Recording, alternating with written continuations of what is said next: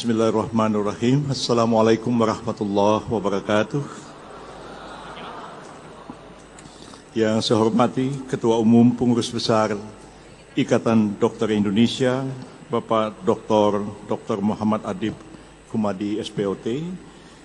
Yang saya hormati Ketua Umum terpilih Ikatan Dokter Indonesia, Bapak Dr. Slamet Budiarto, SH MH Kesehatan. Sekretaris Daerah Provinsi Nusa Tenggara Barat, Forkominda Nusa Tenggara Barat, Kakanwil Kementerian Hukum, Kakanwil Direktorat Jenderal Pemasyarakatan, Kakanwil Direktorat Jenderal Imigrasi, Presiden of World Medical Association, Presiden of CMAO, Confederation of Medical Association in Asia, Presiden of Thailand Medical World Association, Presiden of Malaysian Medical Association, dan seluruh pengurus Ikatan Dokter Indonesia, hadirin hadirat yang berbahagia.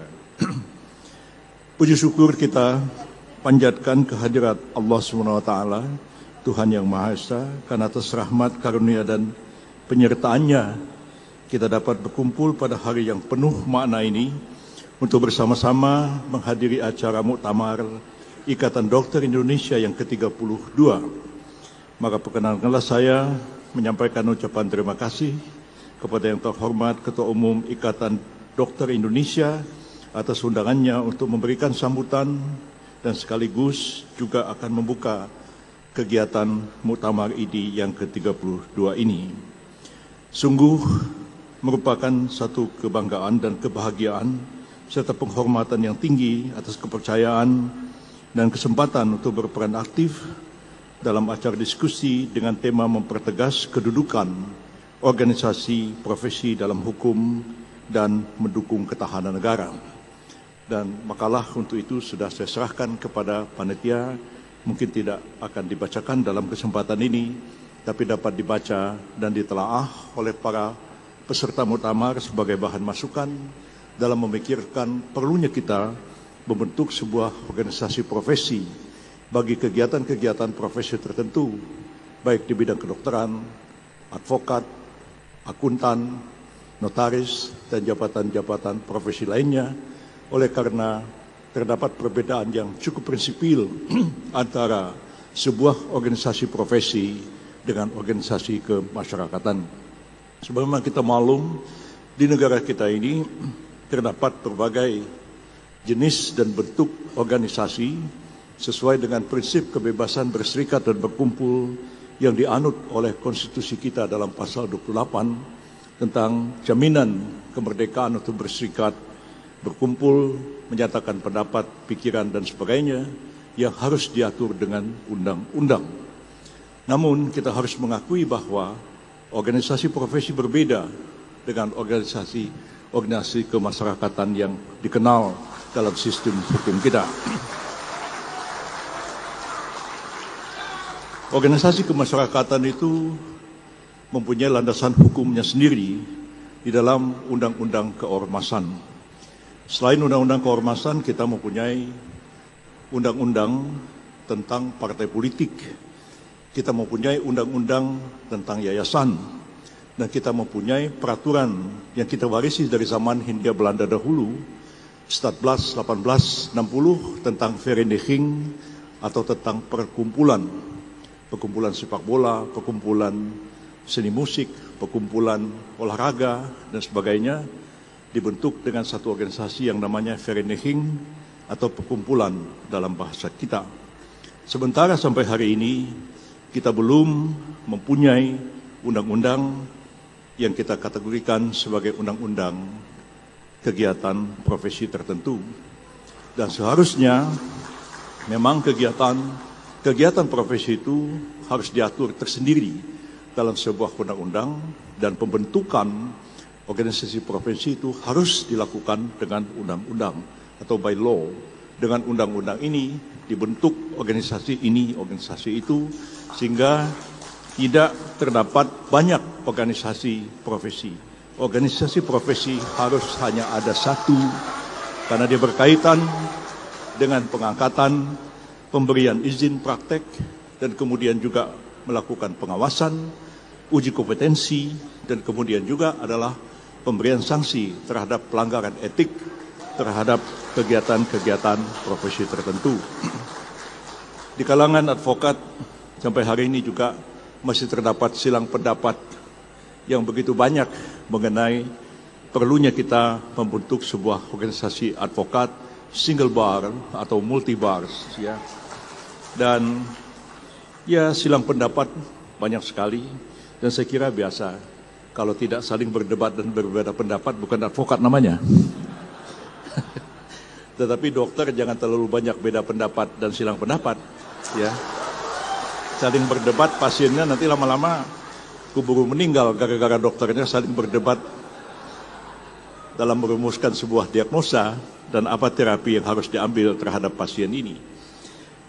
Tapi pada hemat saya memang semestinya lah bahwa organisasi profesi itu berkaitan dengan pemberian license, memberikan izin, pengawasan, penindakan, pemberian sanksi terhadap pelanggaran etik, tapi yang juga tidak kalah pentingnya adalah memberikan kewenangan untuk melakukan pengangkatan seperti advokat, jabatan notaris, dan lain-lain sebagainya, tapi juga bagi para dokter tentu tidak pengangkatan, tapi memberikan izin melakukan praktek supaya dapat dilakukan satu pengawasan. Fungsi-fungsi pengangkatan dan fungsi-fungsi pengawasan seperti itu sejatinya adalah fungsi-fungsi negara. Negaralah yang bertanggung jawab terhadap keselamatan rakyatnya. Negaralah yang bertanggung jawab dalam menegakkan hukum seadil-adilnya. Ambil satu contoh di bidang penegakan hukum. Kita mengenal ada fungsi-fungsi tertentu dari negara. Fungsi penyidikan, fungsi penyelidikan yang ada di tangan kepolisian, sebagian ada di tangan jaksa, sebagian ada di tangan KPK. Tapi fungsi penuntutan ada di tangan jaksa, sebagian kecil terkait dengan korupsi ada di tangan KPK. Kemudian ada tugas mengadili, adalah tugas dari kewenangan pengadilan. Tugas yudikatiflah yang mengadili dan memutuskan perkara seadil-adilnya dan tidak dapat diintervensi oleh pihak manapun juga, termasuk oleh pemerintah. Tapi karena itu adalah fungsi negara, maka orang tidak punya pilihan. Negaralah yang mengangkat polisi, negara yang mengangkat jaksa, negara mengangkat hakim, negara mengangkat petugas pemasyarakatan untuk mengeksekusi putusan pengadilan pidana. Tapi dalam hal saya melepaskan kewenangan Menteri Kehakiman untuk mengangkat advokat kepada organisasi advokat. Dan organisasi advokat itu dia menjalankan sebagian dari fungsi negara. Dan Mahkamah Konstitusi memutuskan organisasi advokat adalah staats organ. Walaupun menurut saya bukan staats organ. Dia adalah quasi staats organ. Dia menjalankan sebagian dari fungsi negara, mengangkat advokat, mengawasi advokat, kemudian menjatuhkan sanksi bila melakukan pelanggaran etik. Yang bisa mengangkat itu adalah organisasi profesi advokat, bukan ormas. Ya. Saya tidak bisa membayangkan ormas mengangkat advokat. Ya. Siapa aja bisa bikin ormas. 10 orang di antara kita datang ke notaris, bikin ormas, dikeluarkan akte, besok kirim kepada Menteri Hukum, Dirjen Administrasi Hukum Umum, proses, dikeluarkan badan hukum berdirinya ormas. 10 orang pendiri ormas itu, besok dia ngangkat advokat. Apa jadinya negara ini? Itu yang kadang-kadang kurang disadari, ada perbedaan antara organisasi kemasyarakatan dengan organisasi profesi. Profesi kedokteran sebagai satu profesi, siogianya hanya ada satu organisasi. Ya. Bahwa kita mau bikin ormas, boleh aja. Ya. Ada 50 dokter suka naik sepeda. Dia bikinlah paguyuban penggemar sepeda, dokter-dokter penggemar sepeda. Ya. Ada dokter lain suka latihan pencak silat. Bikinlah ormas dokter penggemar pencak silat. Daftar, dikeluarkan. Artinya dia boleh aja. Tapi jangan ikatan dokter, organisasi dokter pecinta pencak silat memberikan izin praktek dokter. Kacau dunia ini. Jadi memang harus ada satu pembidangan. Dan memang mudah-mudahan di masa pemerintahan Presiden Prabowo Subianto ini, insya Allah mudah-mudahan undang-undang tentang organisasi profesi itu dapat kita selesaikan hingga kita mempunyai satu profesi yang kuat ya di bidang-bidang profesi tertentu, bukan saja kedokteran, tapi juga organisasi profesi advokat, notaris, akuntan, dan lain-lain sebagainya. Dan dia memperkuat organisasi ini sekaligus juga adalah memperkuat ketahanan negara kita, Republik Indonesia ini. Hadirin yang saya muliakan, Ikatan Dokter Indonesia merupakan organisasi profesi yang hadir sebagai mitra strategis pemerintah. Sungguh sangat dibutuhkan untuk membantu negara dalam memenuhi kebutuhan masyarakat di bidang kesehatan, tapi juga memberikan sentuhan profesionalisme yang mampu meningkatkan kualitas layanan secara signifikan dan juga merupakan jembatan antara negara dengan masyarakat, memastikan kebutuhan publik terpenuhi dengan pendekatan berbasis keahlian dan standar profesional, dan ini merupakan wujud pelayanan publik yang harus dilakukan oleh sebuah organisasi profesi. Organisasi profesi bukan sekedar sekumpulan individu dengan keahlian tertentu, melainkan juga merupakan bagian dari masyarakat sipil yang berperan besar dalam memperkuat ketahanan negara. Di sisi lain, organisasi profesi juga menjaga standar pelayanan publik, memperkuat kepercayaan masyarakat terhadap sistem yang ada, dan memastikan kebutuhan masyarakat terpenuhi, bahkan dalam situasi yang sangat sulit. Situasi sulit pada masa pandemi COVID-19, IDI menunjukkan peran krusialnya. Masa pandemi membuktikan eksistensi organisasi profesi dalam menjaga ketahanan nasional. Saat negara menghadapi tekanan besar untuk menangani krisis kesehatan, IDI berada di garis depan, mendukung pemerintah dan masyarakat, memberantas atau mengatasi ancaman COVID yang sangat serius bagi bangsa dan negara kita. Dan alhamdulillah, berkat kerjasama yang baik antara pemerintah dan IDI, kita termasuk salah satu negara yang paling berhasil mengatasi COVID yang betul-betul merupakan ancaman sangat besar bagi masyarakat kita. Memang pada awal-awal terjadinya pandemi itu, kita semua berada dalam situasi kebingungan, tidak tahu apa yang harus kita lakukan, dan pemerintah sangat-sangat menghormati jasa dan terutama para dokter yang wafat karena menjalankan tugas dalam situasi yang sangat sulit seperti itu, dan mereka betul-betul telah mendharma baktikan bukan saja ilmu tapi juga telah mengorbankan jiwa dan raganya demi untuk menyelamatkan orang-orang lain yang merupakan warga bangsa kita yang tercinta ini. Hadirin yang saya muliakan, hak konstitusional organisasi profesi tidak hanya soal kebebasan untuk berserikat, tapi juga pengakuan atas peran strategis dalam mendukung fungsi negara. Ketika organisasi profesi diberikan kebebasan untuk mengatur anggotanya, menentukan standar etik, dan terlibat dalam pengambilan kebijakan dan menjadi mitra sejati pemerintah dalam menciptakan masyarakat yang sehat, sejahtera, dan berkeadilan.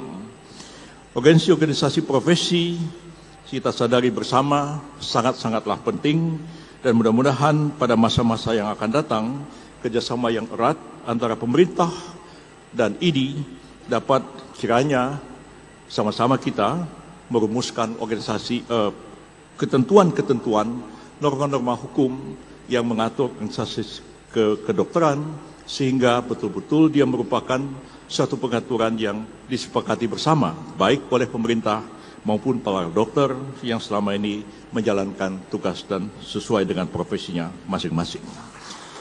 Saya kira itulah pokok-pokok sambutan yang dapat saya sampaikan pada kesempatan yang berbahagia ini. Sekali lagi saya ucapkan selamat kepada seluruh anggota ID yang telah hadir dan berkumpul di kota Mataram ini, datang dari seluruh pelosok tanah air, berkumpul bersama-sama. Mudah-mudahan kegiatan ini akan memecahkan banyak persoalan yang kita hadapi bersama, dan pertemuan ini juga mudah-mudahan dapat memberikan satu sumbangsaran kepada pemerintah bagaimana kita menangani persoalan-persoalan kesehatan yang kita hadapi bersama sejalan dengan tantangan yang berkembang dewasa ini. Antara lain juga adalah evaluasi kita mengenai pelaksanaan otonomi daerah yang dahulu seluruh masalah kesehatan dan pendidikan ditangani pemerintah pusat, sampai sekarang diserahkan kepada daerah. Apa kendala, apa masalahnya, dan bagaimana kita mencari solusi terhadap persoalan-persoalan ini. Saya kira dia merupakan satu tantangan besar, dan pemerintah betul-betul memerlukan masukan dan sumbangsaran dari para dokter, dari ID, bagaimana kita ikut memecahkan masalah-masalah yang kita hadapi bersama ini. Saya mengucapkan terima kasih banyak kepada Bapak-bapak dan Ibu-ibu, para delegasi dari negara-negara lain, dari Malaysia, dari Singapura, juga dari Filipina, yang hadir pada kesempatan ini. Kehadiran beliau itu mudah-mudahan juga akan memberikan kontribusi pemikiran kepada ID untuk memajukan organisasinya dan sekaligus juga meningkatkan profesi kedokteran kita dengan melakukan satu studi komparatif barangkali juga, atau mendengarkan masukan-masukan yang diberikan oleh beliau-beliau. Itu semuanya.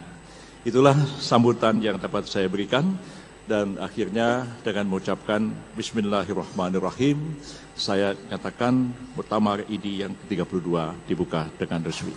Terima kasih. Wassalamualaikum warahmatullahi wabarakatuh. Mohon izin Pak Menteri untuk tetap di tempat karena selanjutnya kita